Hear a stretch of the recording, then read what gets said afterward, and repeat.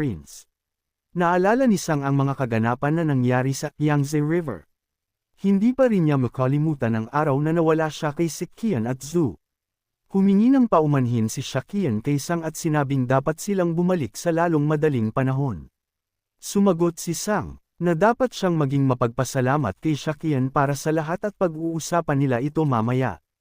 Ngumiti si Sang at sinabing hindi talaga siya nasa posisyon na magkaroon ng mahabang usapan sa kanya.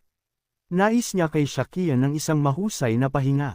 Bibisitahin niya siya bukas. Samantala, umabot sa River of Evil, ang balita na ang pinuno ng Namgang Sword, at ang tunay na Plum Blossom Sword, ay dumating sa Miram Alliance.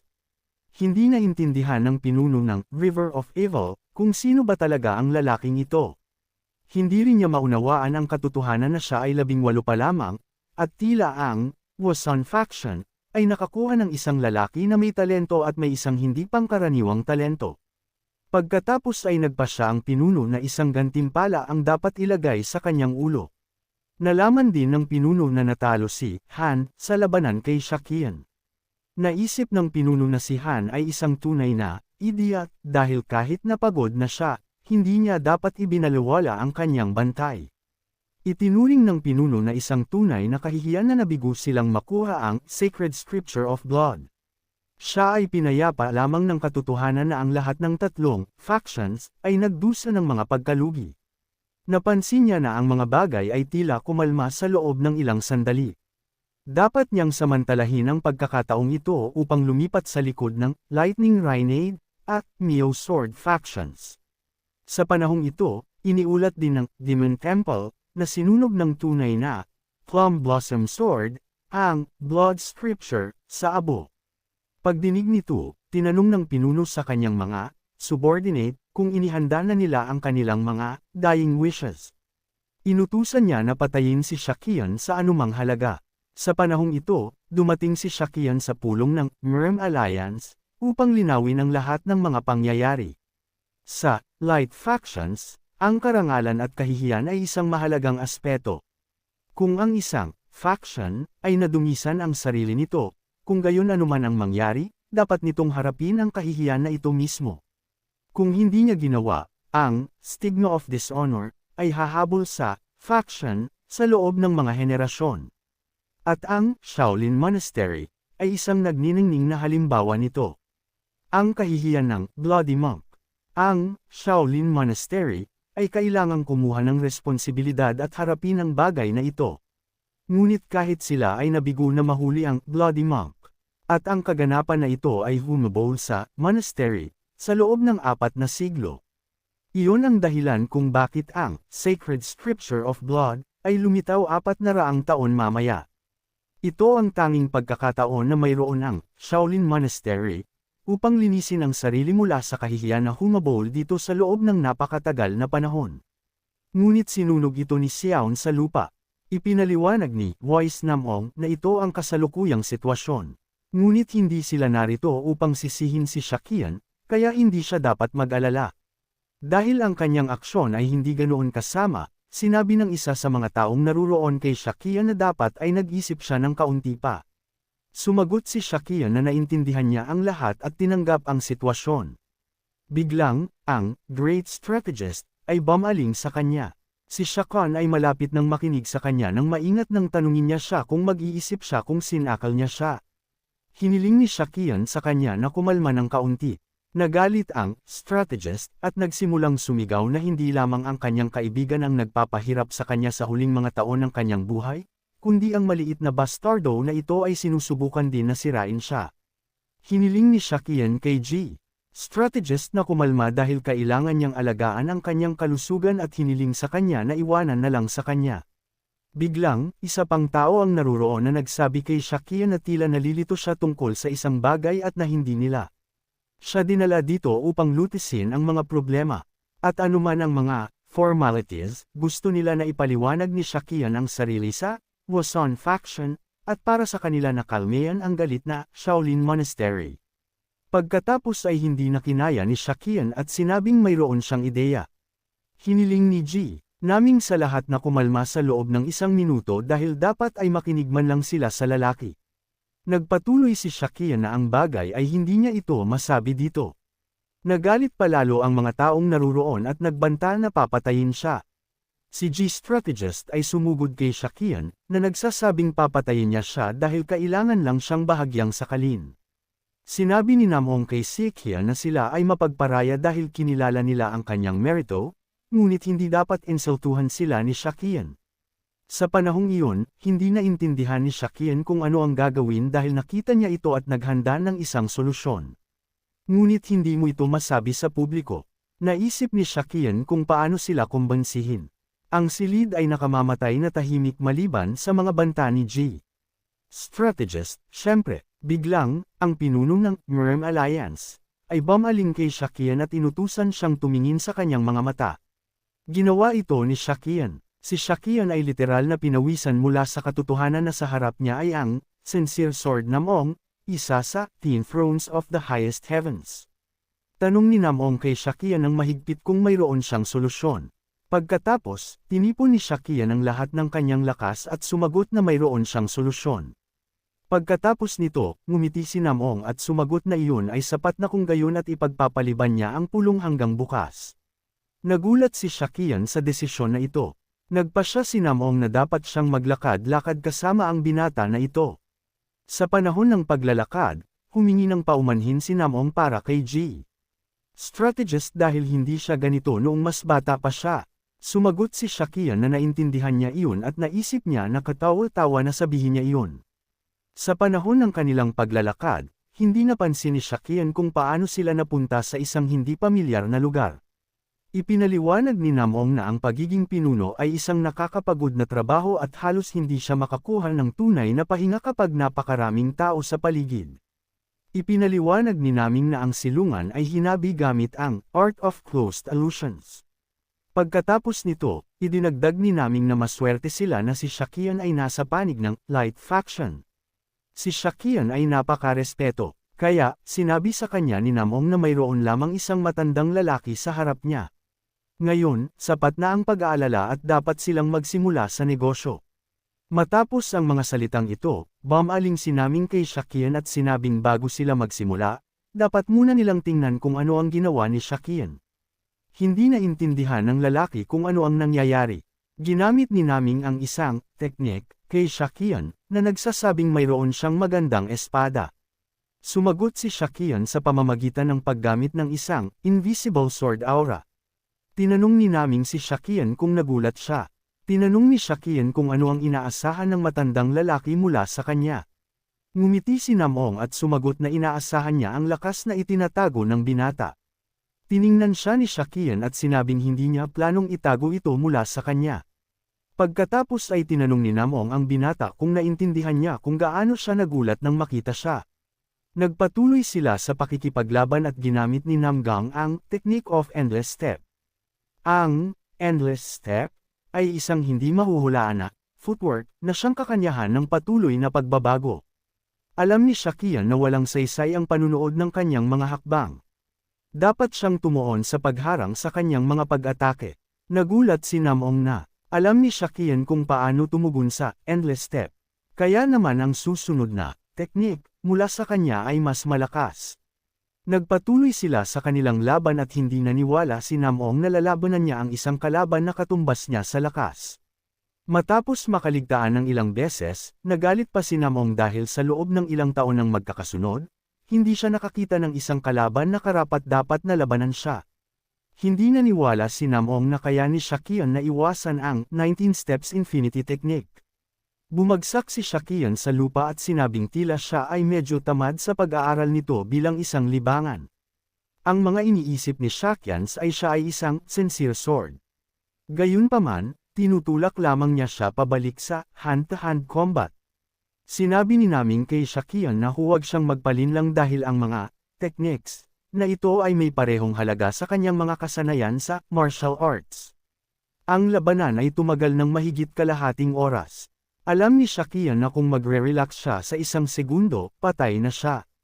At pagkatapos ay tinipon ni Saki ang lahat ng kanyang lakas at ginamit ang parehong Plum Blossom Technique na tumama sa lahat ng kanyang mga kalaban hanggang sa kamatayan.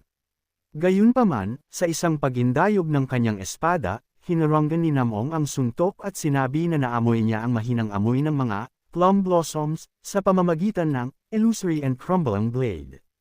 Pagkatapos ay lumipad si Namong pabalik ng kaunti at sinabi kay Shakian na nakita niya na marami siyang mga lihim at talento.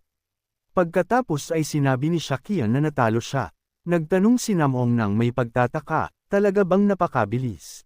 Pagkatapos ay hiniling ni Shakian na dalhin ang alinman sa kanyang mga apo at gawin silang makaligtas ng hindi bababa sa 3 sa kanyang mga pag-atake. Tumawa si Namong at sumagot na nang makita niya si Shakian, naintindihan niya na siya ay hindi kapanipaniwala at mahirap paniwalaan kahit pagkatapos ng duel.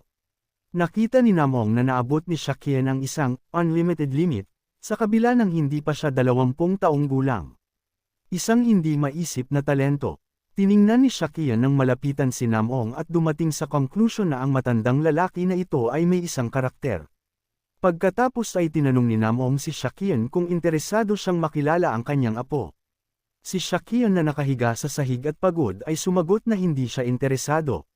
Nabalik sa kanyang katinuan si Shakian at sinabi kay Namong ang tungkol sa Sacred Art of Enlightened Wisdom.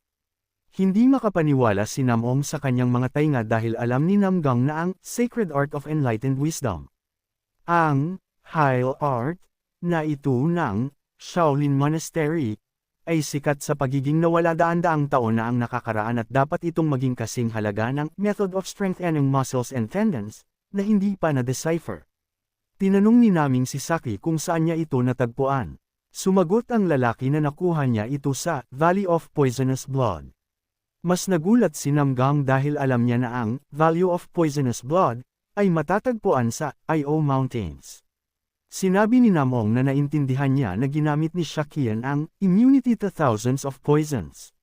Pagkatapos ay tinanong siya ni Shakian kung alam niya ang tungkol dito mula sa simula.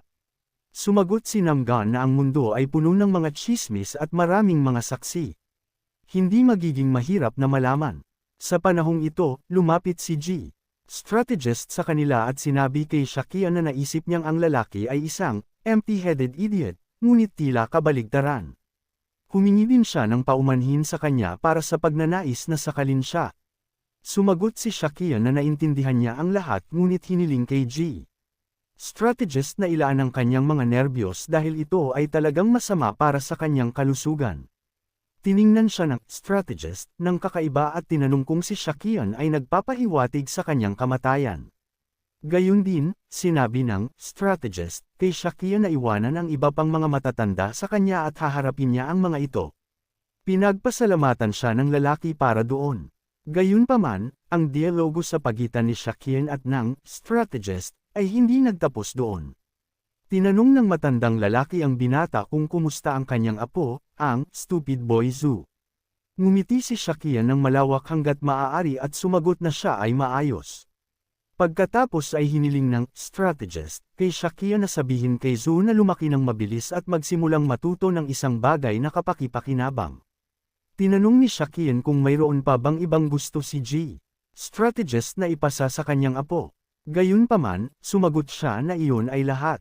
Matapos ang pag-uusap, bumaling si Naming kay Shakian at binigyan siya ng payo na hindi siya dapat maiyang tumawid ng mga espada sa isang tao dahil ito ang pinakamahusay na paraan upang maging malapit. Sinabi din ni Namong sa binata na gusto niyang tanungin siya ng isang bagay pa. Agad na naisip ni Shakian na ito ay tungkol sa 24-step Plum Blossom Sword Art. At pagkatapos ay tinanong ni Namong ang lalaki kung sigurado ba siya na hindi niya gustong maging bahagi ng kanilang pamilya. Pagkatapos ng ilang oras, nagawa ni Shakian na basahin ang liham na ipinadala kay Ginang Phoenix. Sinabi nito sa babae na tapusin ang kanyang paglalakbay at bumalik. Matapos basahin ang gayong balita, natuwa si Shakian na ang kanyang paglalakbay kasama ang baliw na babae na ito ay sa wakas ay matatapos. Pumunta ang binata sa kanya. Gayunpaman, sinabi ng gwardya na wala ang dalaga dito. Tiningnan ni Shakian ang gwardya at sinabi sa kanya. Ang nakikita niya ay kung paano nagbago ang pag-uugali na ito mula nang magsimulang makakuha si Shakian ng pagkilala para sa kanyang mga nagawa. Dahil ang gwardya ay karaniwang nagbibigay sa kanya ng payo kung ano ang dapat niyang gawin, sinabi din ni Shakian sa gwardya na kung gumawa siya ng anumang ingay, Tataya si Shakian na lalasunin ng dalaga ang kanyang pagkain.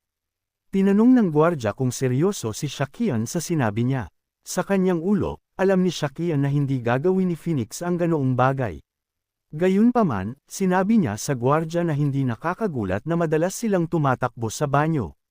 Tinanong muli ni Sik ang gwardya kung nasaan ngayon si Ginang Phoenix dahil siya lang ang tanging matatanong ni Shakian tungkol doon. Pagkatapos ay sumagot ang gwardya na si Phoenix ay pumunta upang makilala ang Young Master. Nagtaka si Shakian kung ito ba ang Clan Air. Tinanong ni Shakian ang gwardya kung mayroong isang poisonous dragon sa Merm Alliance Headquarters.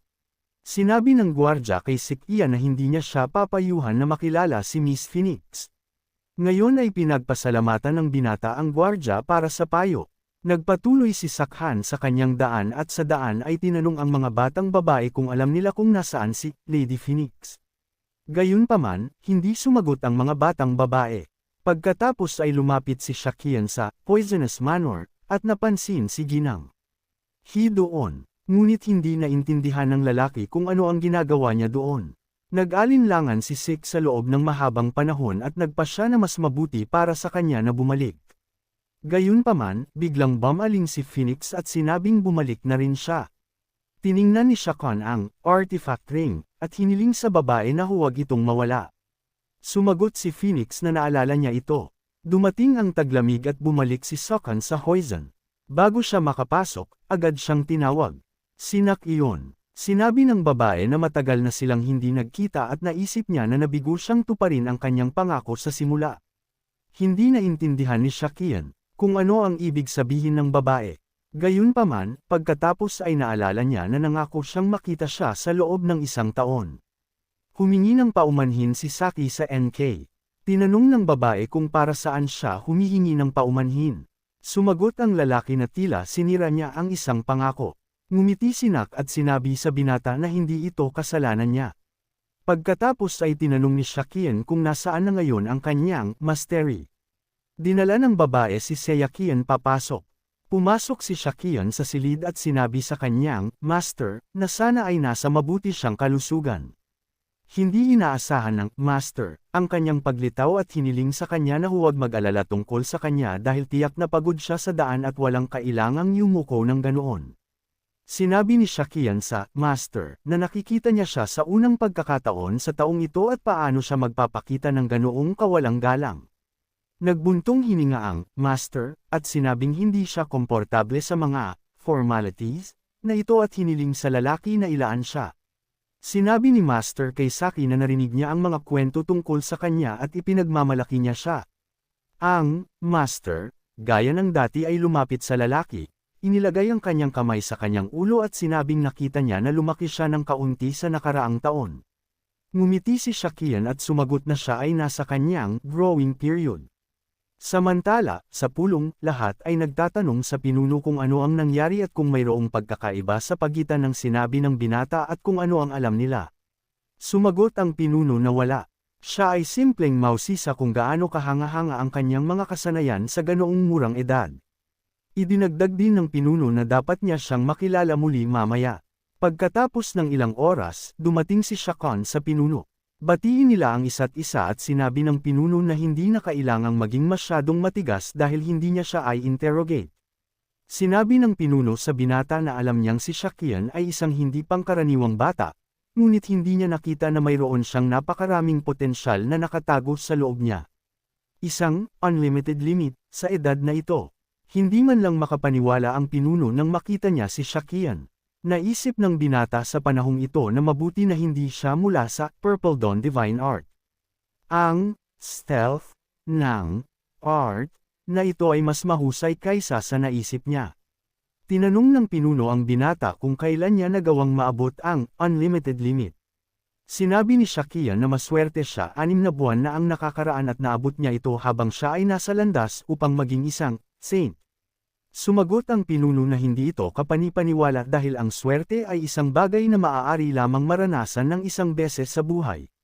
Pagkatapos ay tinanong ng pinuno ang binata kung anong tao ang gumabay sa kanya sa landas ng kaliwanagan. Naintindihan ni Shakian na naabot niya ito sa tulong ng isang himalang gamot. Sinabi ni Shakian na nang siya ay nasa pagitan ng buhay at kamatayan, nakita niya ang isang espada sa mga bumabagsak na plum blossoms. Sumagot ang pinuno na oo, ang mga aral ng Hosen factions ay kasama ang parehong mga plum blossoms at isang espada. At huwag kalimutan ang espada at ang plum blossom. Sinabi din ng pinuno na naniniwala siya na ang pinuno ng Merm Alliance ay napansin din si Shakian. Sumagot si Shakian na iyon ay. Pagkatapos ay tinanong ng pinuno kung iginiit niya na sumali si Shakian sa kanila. Sumagot si Shakian na ito ay nangyari ng higit sa isang beses, hindi banggitin ang kanyang pagnanais na ipakilala si Shakian sa kanyang apo. Tinanong din niya kung gusto ni Shakian ang kanyang pangalan. Tumawa ang pinuno at sumagot na syempre hindi ito mangyayari dahil ang future leader of the Wason faction ay hindi maaaring magpakasal. Sumigaw si Shakian nang may pagtataka na, mayroon lamang siyang isang master. Pagkatapos ay ipinaliwanag ng pinuno na hindi kinakailangan na maging isang disipulo ng faction upang maging susunod na pinuno. Sinabi ng pinuno na ang mga ganoong kaso ay bihira kapag ang talento tulad ng Shakians ay lumitaw sa isang huling yugto. At sa mga espesyal na kaso, kung ang isang tao ay kinikilala bilang isang kandidato para sa posisyon ng pinuno ng faction, maaari niyang matutunan ang Divine Art of the Purple Dawn, kahit na mayroon siyang isang master. Pinagpasalamatan ni Shakan ang pinuno sa pagpapahalaga sa kanya ng ganoon kataas at sinabing gusto niyang tanggihan. Pagkatapos ay tinanong ng pinuno kung posible na si Shakian ay gustong mag-isip tungkol dito ng kaunti pa. Ipinaliwanag ni Shakan na interesado siya, ngunit alam niya nang gusto ang kanyang posisyon. Naintindihan ni Shakian na hindi ito ang kanyang antas at bukod pa rito ito ay isang napakahirap na oras. Kaya sinabi ni Shakian na naniniwala siya na mayroong isang tao na mas angkop para sa posisyon na ito. Sumagot ang pinuno na hindi siya sigurado kung ito ay isang kakulangan ng ambisyon o simpleng isang kakulangan ng pagiging makasarili. Hiniling ng pinuno kay Sayaki na sumunod sa kanya. Dahil siya pa rin ang dakilang pagpapala ng kanilang faction, hindi niya lang siya papayagan na umalis at gusto siyang turuan ng ilang mga techniques. Ngumiti si Shakian at sumagot na ang pinuno ng Merm Alliance ay pinagtawanan na siya. Kaya hiniling niya sa pinuno na maging banayad sa kanya. Hiniling ng pinuno sa kanya na huwag mag-alala dahil tuturuan niya ang binata ng 24 na hakbang dahil ang pinuno ay humanga na naabot ni Shakian ang unlimited limit sa pamamagitan lamang ng 14. Naniwala si Shakian na ito ngayon ay maglalaro sa kanyang mga kamay dahil opisyal na niyang magagamit ang 24 Pace Plum Sword Art. Pagkatapos ay sinabi ni Shakian na nangangahulugan ito na ang lahat ay napagpasyahan. Tinatapos niya ang kanyang paglalakbay upang maging isang saint. Ipinaliwanag ng pinuno kay Sakhan na sinunog niya ang Sacred Scripture of Blood at gumawa ng maraming mga kaaway. At bagaman ang digmaan ay tumagal lamang ng isang araw, ginulo pa rin ito ang kapayapaan. Tila nagdulot ito ng isang pagkasira sa order sa maraming lugar. Naintindihan ni Shakian na ito ay natural dahil ang Dark Skies ay hindi maaaring nanatiling idle sa lahat ng oras na ito. Sinabi ng pinuno kay Shakian na hindi siya ang nag-iisa at maraming mga estudyante ang bumabalik. Ang labas ng mundo ay hindi naligtas. Pagkatapos ay tinanong ni Sik kung ano ang dapat niyang gawin. Ipinaliwanag ng pinuno na hindi pa ito napagpasyahan, ngunit malamang nasasabihin nila sa kanya na manatili dito at magsanay sa loob ng mga kalahating taon. Gayunpaman, hindi magagawang manatili ni Shakian dito magpakailanman. Mahigpit na pinisil ng pinuno ang kamay ni Shakian at tinanong ang binata kung kinain niya muli ang miracle medicine habang nasa labas. Ngumiti ang binata at tinanong ang pinuno kung paano niya nalaman. Tumawa ang pinuno at sinabing tinawag lang siyang Piper. Ngumiti si Shakian at sinabing nagkataon lang na maswerte siya at nakakita ng isang pares. Pagkalipas ng 2 linggo, si Shakan ay nakahiga sa tabi ng puno ng plum blossom, nang biglang lumapit sa kanya sinak at binato ang mga liham sa kanyang mukha. Nagising si Shakian at sinabi sa babae na tila siya ay nagtatampo tungkol sa isang bagay. Tinanong ng babae nang may banta kung si Shakian ay naging tamad kamakailan.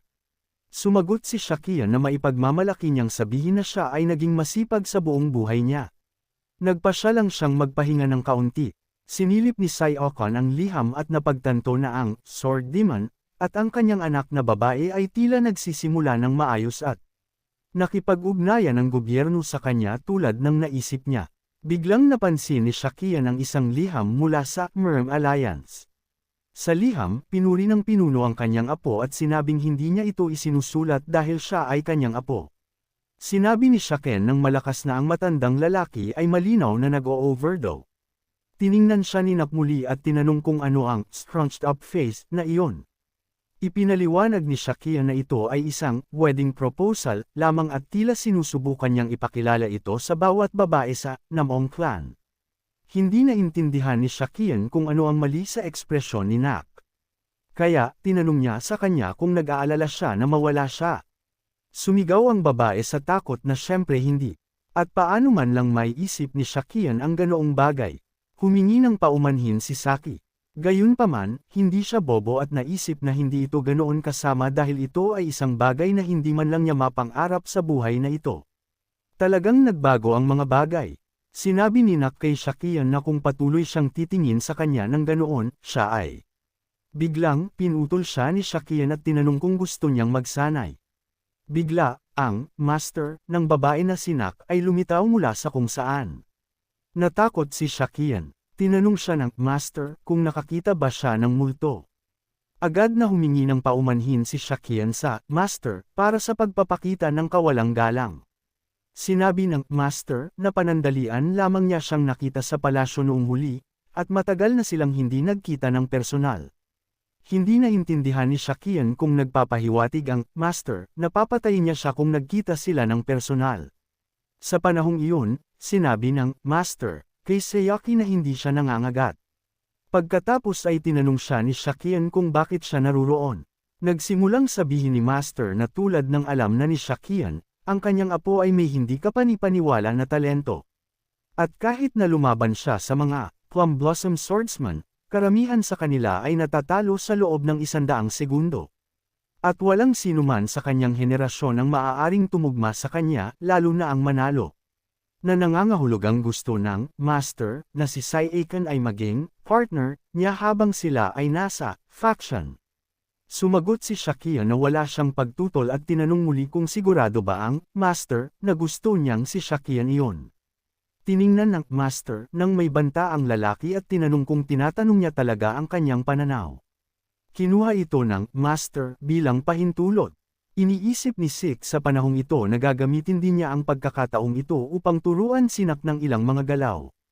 Tiningnan ni Nak si Shakian na ngumiti ng matamis at sinabing naniniwala siya na sila ay mga partners. Ngayon ay dumating si Shakian kay Master Yu at tinanong siya kung mag-iisip siya na magturo sa klase.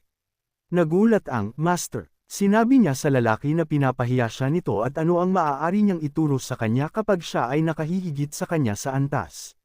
Idinagdag din ng master na si Sakin ay natututo pa mula sa pinuno ng faction.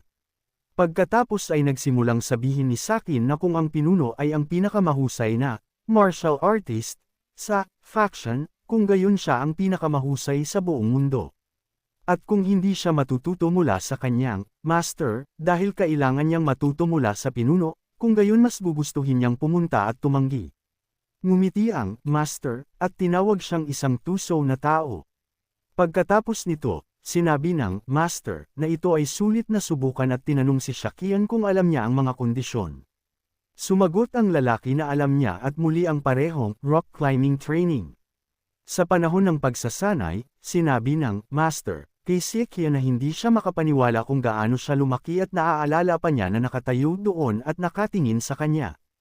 Pinuri ng master ang binata. Sumagot si Shakian na ang lahat ay salamat sa kanya. Sa kanyang ulo, alam ni Shakian na ito na iyon. Ang mismong kaligayahan kung saan niya ginawa ang lahat ng ito, ang bunga ng water spirit. Ang lahat ng kanyang pagsisikap na lumahok sa digmaan at ang pangangailangan na pigilan ang dark skies. Ito ay lahat para sa sandaling ito. Samantala, sinabi ng master na halos naruroon na sila. Hiniling ng master kay Shakian na umakyat muna at hilahin siya dahil tila ang edad ay humahabol sa kanya. Sumang-ayon ang binata at umakyat sa tuktok. Tiningnan siya ng master at naisip na ang bata na ito ay dating napakaliit. Biglang tinawag ni Shakian ang master at inalok ang kanyang kamay. Inabot ng binata ito, tumingin sa paligid at sinabing ang lugar na ito ay hindi nagbago. Sumagot si Master na tama siya. Pagkalipas ng 6 na buwan, si Shakian ay nagsasanay kasama ang main faction. Ang pinuno ay simpleng hinangaan siya. Gayunpaman, sa panahong ito, naintindihan ni Shakian na nagpapanggap lang siya na hindi alam ang mga galaw upang hindi siya magbigay ng sarili. Sa panahon ng pagsasanay, tinanong ni Shakian ang pinuno kung ang mga bagay ay kumalma na sa labas ng mundo. Nag-isip sandali ang pinuno at tinanong ang binata kung interesado ba talaga siyang maging isang Plum Blossom Swordsman. Malinaw na sumagot si Saekonian na handa siya at kaya hiniling niya sa pinuno na tulungan siya. Dumating ang gabi at dumating muli si Shakian sa kanyang master. Humingi siya ng paumanhin sa kanya para sa pagdating upang magpaalam sa ganoong gabi.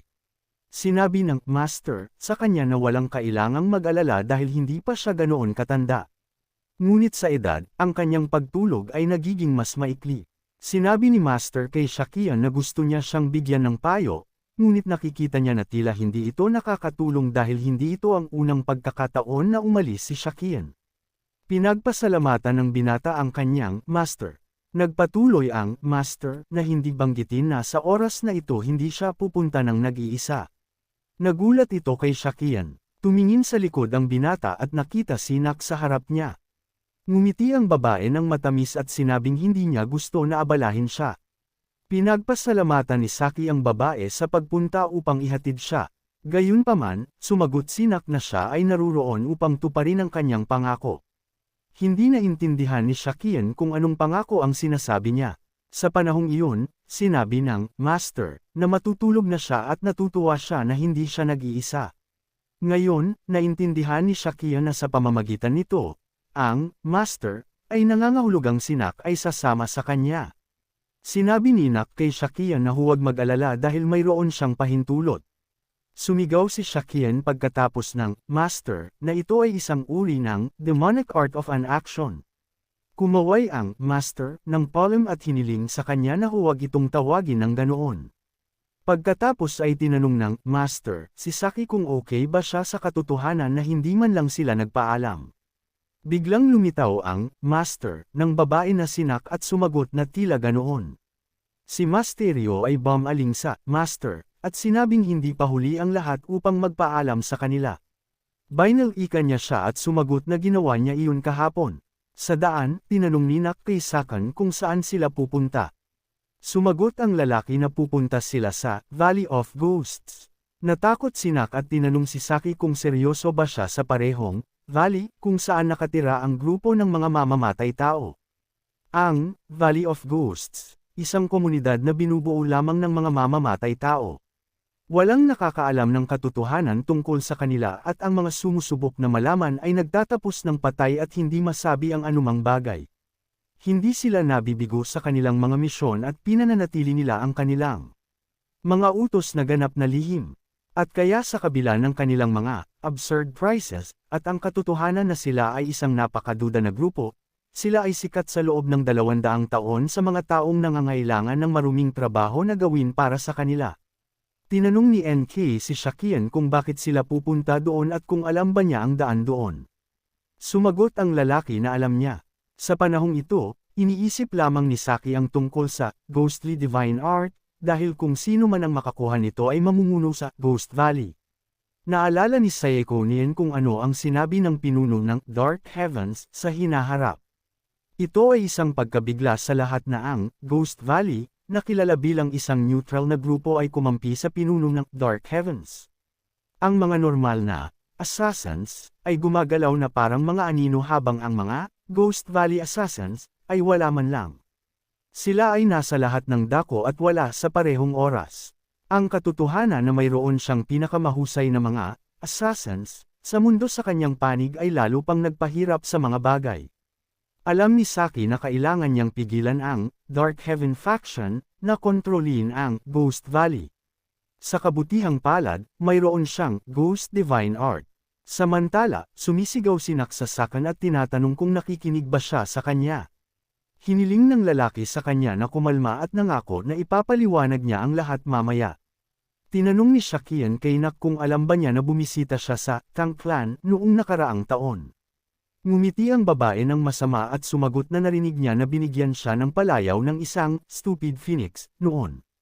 Tiningnan ni Shakian siya ng may hindi malinaw na ekspresyon at nagpatuloy na pagkatapos noon ay pumunta siya sa Valley of Poisonous Blood, at doon ay aksidenteng nakita niya ang Unique Art of the Valley of Ghosts.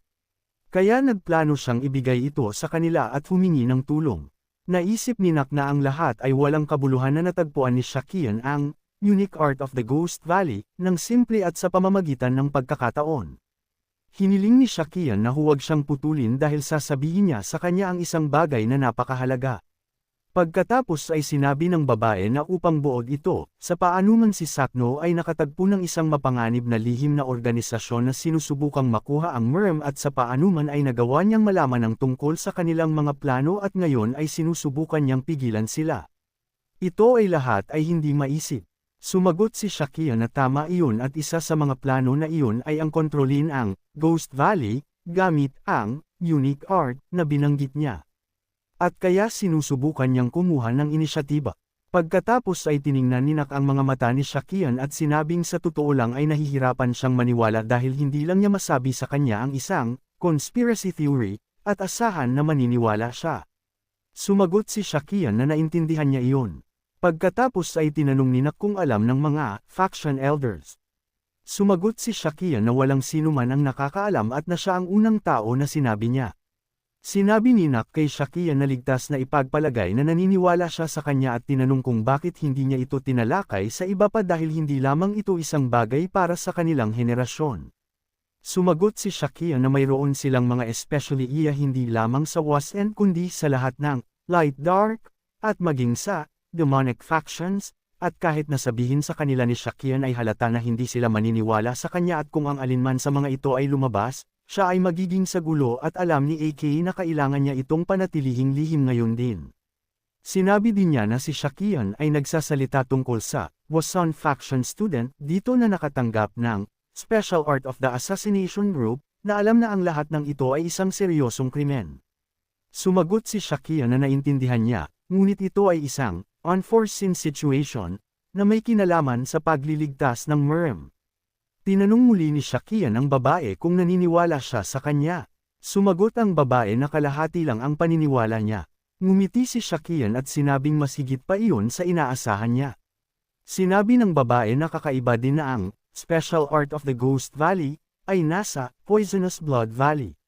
Nagpatuloy sila sa kanilang paglalakbay na lumabas na hindi kasing dali ng inaasahan ng babae. At sa wakas, dumating sila sa Valley of Ghosts. Tinanong ni NK kay Shakian kung ito ba ay illusion art. Tumingin sa paligid si Shakian at kinumpirma ito. Kakaiba, ngunit walang data tungkol dito sa kanyang nakaraang buhay, ngunit naging malinaw sa lalaki na sinira nila ang ilusyon, kaya walang napanatili. At marahil ang mga talaan ng mga illusionary techniques ay naiwan sa Chigal clan. At kung mayroong anumang bagay, malinaw na wala itong espesyal para sa clan. Naisip ni Shakian na marahil ay dapat niyang dinala si Ju sa kanya. Gayunpaman, huli na. Sa panahong ito, si Nakay ay ginugulo ang binata sa bawat posibleng paraan. Biglang, napansin ni Nak ang isang inskripsyon na nagsasabing ang mga nabubuhay ay hindi dadaan dito ng hindi nasasaktan. Pagkatapos, si Shakian ay nagkaroon ng isang napakagandang ideya na marahil ay maaari silang makialam sa kanilang sarili na maging mga multo. Gayunpaman, ang problema ay ang pag-aaral ng iba pang factions techniques, lalo na ang mga banal, nang walang kanilang pahintulot ay napaka-problema. Ang Valley of Ghosts ay hindi isang madaling faction, ngunit ligtas na sabihin na sinusunod nila ang parehong mga kondisyon.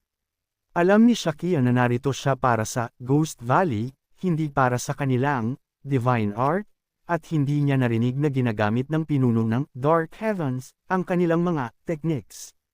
Hiniling ni Nak kay Saki na bumalik. Iniisip ni Shakian sa panahong iyon na gusto niyang makuha ang Ghost Valley nang hindi natutunan ang kanilang divine art. Dahil sa kung gaano siya kalapit, maaaring napansin na siya ng mga multo. At walang garantiya na kapag bumalik siya kasama si Zhu, sila ay naruroon. Sa pinakamasama, ilalagay nila si Sekian sa kanilang hit list. At kung iyon ang kaso, kailangan nilang gawin ang isang bagay ng mabilis. Ang Phantom Divine Art, tulad ng inaasahan, ay nagsisimula sa isang cultivation technique na kasama ang Great Art of Turtle Breathing. Ang Great Art of Turtle Breathing. Ang kakanyahan ng isang mamamatay tao ay manatiling hindi napapansin. At ang dakilang art na ito ay ang pangunahing ideya at isa ring cultivation method na nagpapahintulot sa mga gumagamit ng technique na ito na mabuhay ng walang paghinga. Ang isang gumagamit ng technique of the Phantom Divine Art ay maaaring ihinto ang kanyang tibok ng puso. Ito ay isa sa mga lihim ng mga multo. Hindi sila humihinga at hindi tumitibok ang kanilang mga puso. Hindi na sila buhay. Alam ni Shakia na dahil wala siyang masyadong oras, kailangan niyang laktawan ang ilang mga bagay. Dahil nilayon lamang niyang pumasok sa valley, dapat siyang tumuon sa cultivation method at footwork, lalo na ang footwork. Alam ni Shakia na mayroong isang landas na tanging ang mga multo lamang ang maaaring maglakad. Habang natutulog si Nak, napansin ni Shakia na ginagamit niya ang art of skin breathing, at tila kakaiba sa kanya na huminga sa pamamagitan ng balat. Pagkalipas ng 3 araw, hindi mahanap ni Nak si Sokan. Sumigaw siya sa kanya, ngunit hindi siya tumugon. At pagkatapos ay napagtanto ni Shakia na nagtagumpay siya. Hindi siya ma-detect ni Nak kahit sa ganoong kalapit na distansya. Ang kanyang paghinga at tibok ng puso ay gumana na parang siya ay halos patay na. At walang sirkulasyon ng dugo, na wala ang init ng kanyang katawan. Biglang, sumigaw si Shakia na narito siya. Narinig ni Shakia na kung naabot mo ang antas ng isang master dito, hindi kanila mahahanap. Kahit na nakatayo ka sa harap nila, ang lalaki ay interesado na suriin ito. Naghanda si Shakia at sinabi kay Nak na kailangan niyang umalis. Labis na nabigo ang babae na hindi siya makakasama sa kanya. Sumagot si Shakia na halos hindi niya ito magagawa sa kanyang sarili at hiniling kay Nak na hintayin siya sa lugar na iyon. Ang binata ay umalis, gumagalaw ng napakabagal at tahimik. Gayunpaman, hindi niya napagtanto kung gaano na siya kalayo. Naramdaman niya na matagal na siyang naglalakad at kung minsan ay naramdaman niya na naruroon na siya. Kaya, nagpa siya si Shakia na magpahinga. Nag-alinlangan siya kung talagang nasa tamang direksyon ba siya. Bawat oras ay pinapangako niya ang sarili na ang lahat ay maayos at walang kailangang mag-alala. Inulit niya sa kanyang sarili ng maraming beses na una ang kanang binti pagkatapos ang kaliwa at ang lahat ng ito ay napakabagal at hindi kapani-pani walang tahimik at pagkatapos ay napagtanto ni Shakia na humakbang siya gamit ang kanyang kaliwang paa. Biglang sumabog ang kanyang paa sa apoy. Sa halos hindi nagawang makayanan ang sitwasyong ito, kumalma si Shakia at nagpa siya na magpatuloy. Ngayon ay naging malinaw sa kanya kung bakit siya dapat naging isang multo. Hindi alam ng binata kung anong uri ng illusion art ito, ngunit ngayon ay malinaw sa kanya kung ano ang mangyayari kung gumalaw siya sa maling order. Hindi rin niya alam kung pinili niya ang tamang landas, ngunit sa paanuman ay ayaw niyang sirain ang kanyang buhay para sa kapakanan ng isang eksperimento. Biglang, napansin ni Shakia ng isang pinto sa harap niya at nagulat pa siya na walang mga bitag. Nagpa siya si Shakia na oras na para bumalik siya para kay Nak.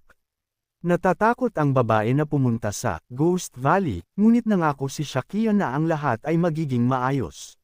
Binuhat siya ng lalaki at sinabing papasok na sila ngayon. Naabot nila ang pinto at doon lamang siya inilagay ng lalaki sa kanyang mga paa. Tinanong ni Nak si Shaki kung sa tingin niya ay masyadong madilim. Imposibleng makita ang anumang bagay kung hindi dahil sa mga kumikinang na bola na iyon. Shakian, nang hindi inaasahan, binalaan ng babae na kung sakaling makatagpo sila ng mga multo, dapat siyang kumalma at subukan na huwag umatake. At kahit na sila ang unang umatake, dapat niyang subukan na tumuon sa pagtatanggol o mga teknik na hindi nakamamatay dahil hindi sila naruroon upang maging kanilang mga kaaway. Pagkatapos ay idinagdag ni Shakian na kung umatake sila, hindi dapat subukan ng babae na hanapin sila dahil hindi niya mararamdaman ang kanilang hininga o mga hakbang at hindi niya man lang mararamdaman ang kanilang presensya. Pagkatapos ay tinanong ni Nak kung dapat siyang tumuon sa pagharang at pagsalo sa kanilang mga atake. Hinangaan ni Shakia ng babae dahil agad niyang nakita ang sagot na inaasahan sa kanya.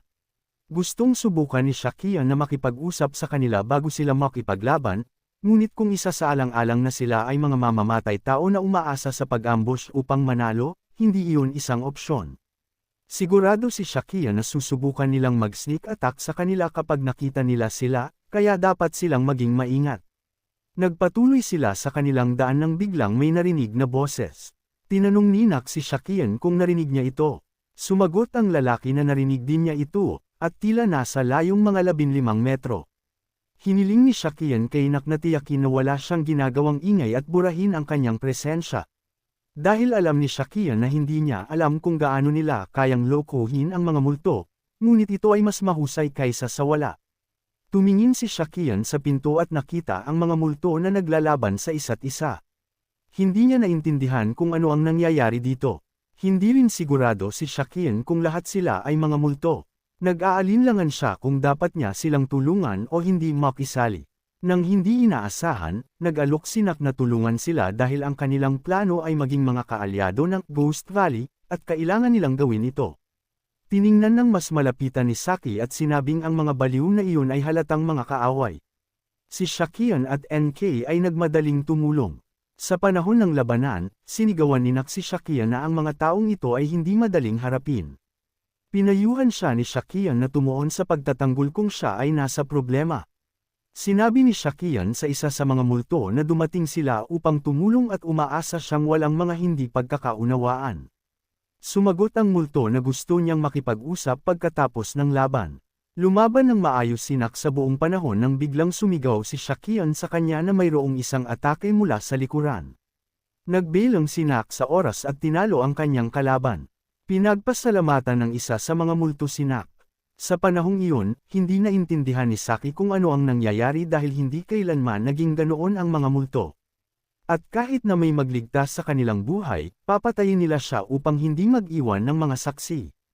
At ang gayong kabaitan ay nagulat kay Shakian. Sa wakas, natapos ang patayan. Pagkatapos ay nagpasya si Shakian na oras na para ipakilala ang kanyang sarili. Ipinakilala niya ang kanyang sarili at sinabing siya ay mula sa Hosen faction. Sinabi din niya na nagtatanong lamang siya upang matiyak kung sila ba ang mga mamamatay tao mula sa Ghost Valley. Idinagdag ng binata na naintindihan niya na dapat silang nalilito sa paglitaw ng isang tagalabas.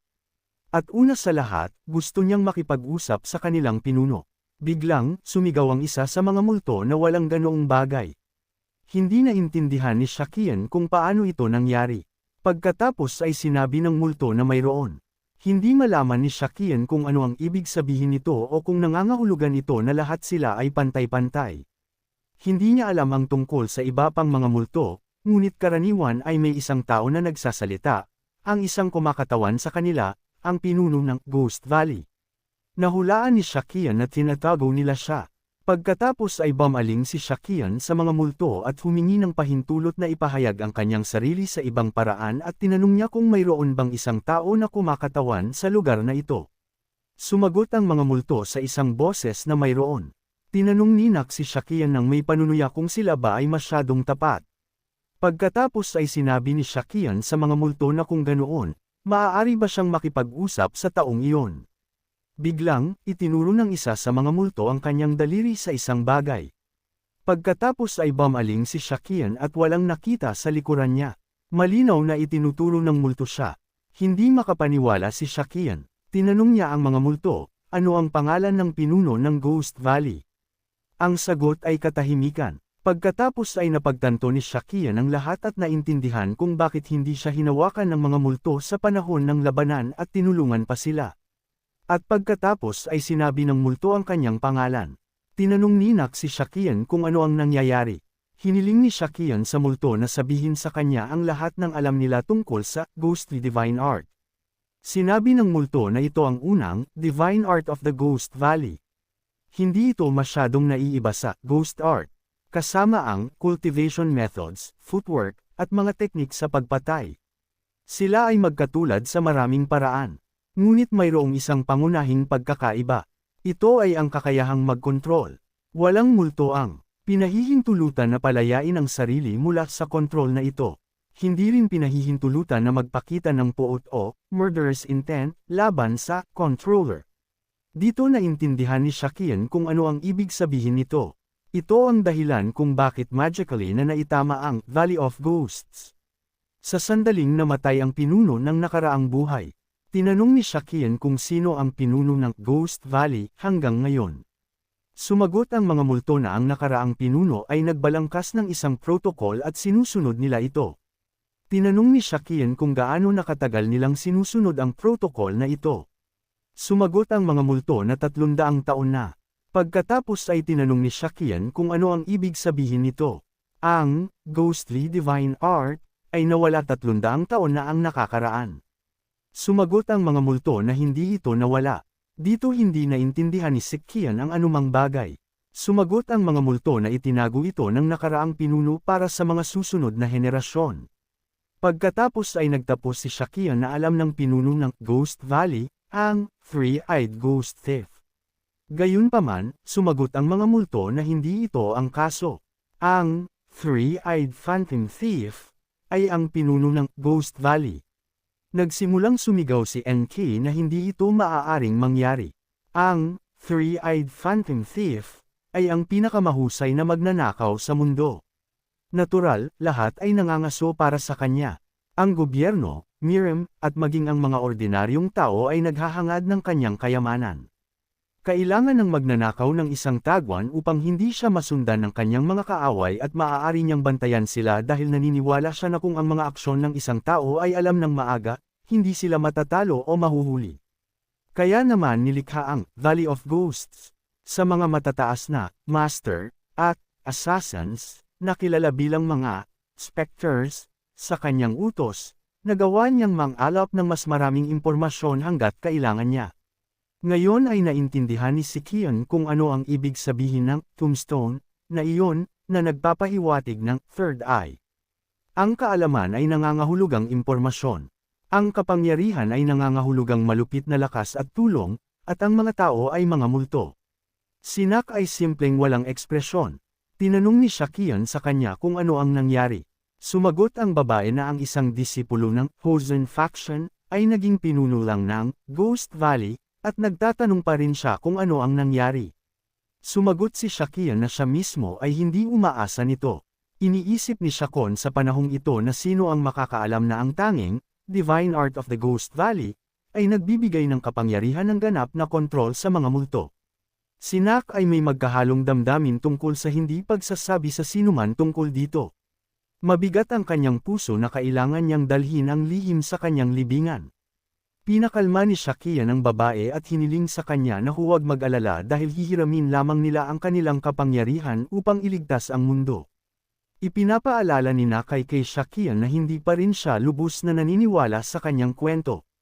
Ngumiti si Shakian at sumagot na iyon ay sapat na. Lumapit si Shakian sa isa sa mga multo at tinanong kung ano ang kanyang pangalan. Sumagot ang multo na sila ay mga multo at hindi nangangailangan ng mga pangalan. Ipinaliwanag ni Shakian sa multo na hindi niya siya matawag, "Hey," o "pumunta dito." Kaya binigyan niya ang multo ng pangalang Soren. Nagsalita din si Shakian sa lahat ng mga multo at sinabing natakot siya na lahat sila ay nagsasalita ng sabay-sabay at ngayon tanging si Soren lamang ang sisigot sa kanyang mga tanong. Tinanong ni Shakian kay Soren kung saan sila eksakto. Ngayon ay ipinaliwanag ni Soren na ang kanilang lokasyon ay hindi isang lugar. Ipinaliwanag ni Soren na mayroong 22 ganoong lugar. Pagkatapos ay tinanong ni Shakian kung gaano karaming multo ang naruroon. Sumagot si Soren na mayroong 10 kasama siya. Nagulat si Shakian na 10 multo lamang ang naruroon. Sinabi ni Soren na mayroong 32, ngunit pinatay sila ng mga baliw na nabigo sa kanilang pagsasanay. Pagkatapos ay tinanong ni Shakian kung sino ang mga taong nakikipaglaban sila. Ipinaliwanag ni Soren na panapanahon silang kumukuha ng mga ulila at sinasanay sila bilang mga multo. Sa proseso, mayroong isang ritual na kilala bilang the killing of the heart upang makamit ang isang estado ng kabaliwan. Kung nabigo ito, ang tao ay nagiging baliw. Natagpuan ni Shakian na ang lahat ng ito ay malupit at dumating sa conclusion na ang Three-Eyed Phantom Thief ay hindi siya mismo, at ginawa pa niya ang isang maliit na babae na maging isang kasangkapan sa pagpatay. Sa nakaraang buhay ni Shakian, ang Ghost Valley ay inatake ng mas huli. At hindi nakakagulat na wala pa silang masyadong marami. Marahil ang pinuno ng Valley na natutunan ang kanyang lihim ay nagsanay ng mas maraming multo. Tinanong ni Shakian kay Soren kung gaano karaming mga baliw ang natitira. Sumagot si Soren na hindi nila alam eksakto tungkol sa 50. Nagpasya si Sayeko niya na kailangan nilang harapin ang mga baliw upang palayain ang mga taong ito. Tinanong ni Shaken kung mayroon pa bang ibang dapat niyang malaman tungkol sa lugar na ito. Ipinaliwanag ni Soren na mayroong mga bitag sa maraming posisyon at ang lugar ay sinasalakay ng mga highly poisonous creatures. Ngayon naintindihan ni Sakan kung bakit nahihirapan ang mga multo na harapin ang mga baliw at biglang sa sandaling iyon ay inatake sila. Agad na iniutos ni Shakian sa lahat na hatiin sa mga grupo ng 3 maliban kay Soren. Agad na sinimula ng mga multo ang utos. Samantala, iniutos ng lalaki kay Soren na manatili sa loob ng AK at kung siya ay nasa panganib, kailangan ni Soren na lumaban hanggang sa huli. Ang mga baliw ay napalibutan mula sa lahat ng panig. Isa sa kanila ang umatake sa multo at nagsimulang sumigaw na sisirain nila silang lahat. Biglang, nakialam si Shakian at tinalo ang baliw at pagkatapos ay hinarap ang ilang pa. Pinanood ito ni Nak mula sa gilid at sa pagtingin kay Shakian, hindi niya kailanman mahuhulaan na siya ay isang estudyante ng Musan faction. Napansin ng lalaki na isa pang karamihan ng mga baliw ang lumalapit. Sumisigaw sila na walang sinuman ang makakapatay sa kanilang mga puso at ang Valley of Ghosts ay hindi kayang gawin ito. Tinanong ni si kay Soren kung sino ang mga taong ito. Sumagot si Soren na sila ang mga baliw. Ipinaliwanag din niya na ito ang mga nabigo sa murder of their heart at hindi na kumpleto ang pamamaraan. Sa proseso ng pagpatay sa kanilang mga puso, ang mga estudyante ay dumating sa 3 kinalabasan. Alinman ay matagumpay nilang pinapatay ang kanilang mga isip at nagiging walang damdamin o nabigo sila at nagiging baliw. Sa huling kinalabasan, ang mga tumakas bago nila pinatay ang kanilang mga isip o naging baliw. Sa mga multo, sila ay isang pagkakamali tulad ng mga baliw na hindi na kumpleto ang proseso. Isa sa mga baliw ang lumapit kay Shakian at tinanong siya kung siya ba talaga ang pinuno ng Ghost Valley. Sa panahong ito, napagtanto ni Shakian na tila walang ideya ang baliw kung paano gumagana ang Valley, dahil ang Ghost Valley ay walang pangunahing bagay. Pagkatapos ay tinanong ng binata kay Soren kung ano ang alam ng baliw tungkol sa lugar na ito. Sumagot ang babae na ang alam lang ay ito ay isang Valley of Ghosts, at tungkol din sa martial arts, upang maging mga multo at ang pamamaraan ng pagiging sila. Samantala, hindi maintindihan ng baliw kung paano nagawang magsagawa ni Xiao ng isang dialogo sa mga multo. At pagkatapos ay napagtanto ni Shakian kung paano ang mga bagay sa buong panahong ito. Sigurado, ang lalaki na hindi sila kailanman nag-uusap sa labas ng pagsasanay at marahil kahit na ang pagkain ay itinapon sa kanila ng walang salita. Kaya bumaling siya sa baliw at sinabing naintindihan niya ang kanilang mga damdamin at iminungkahi na ibaba nila ang kanilang mga sandata at mag-usap. Ang baliw ay naging agresibo at sumagot na hindi kailanman maiintindihan ni Shakian kung ano ang nararamdaman nila dahil kinidnap niya ang mga inosenteng bata, itinapon sila sa isang hellhole, at ginawa silang patayin ang kanilang puso. At ngayon ay naglakas loob siyang tumawa at sabihin na naintindihan niya sila. Samantala, huminga ng malalim si Shaken. Ayaw talaga niyang magkaroon ng mga kaaway doon.